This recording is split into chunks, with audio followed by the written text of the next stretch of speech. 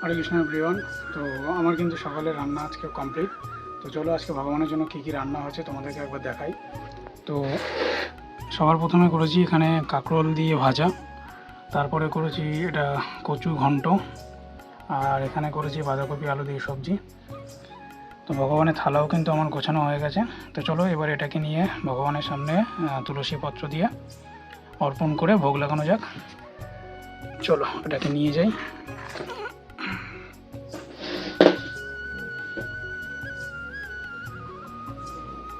আর তোমাদেরকে আমি ভগবানের দর্শনও করাচ্ছি।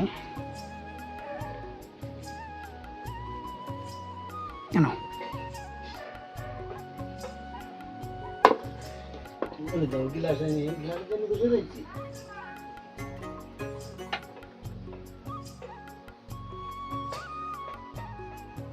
ফোন কম দিয়ে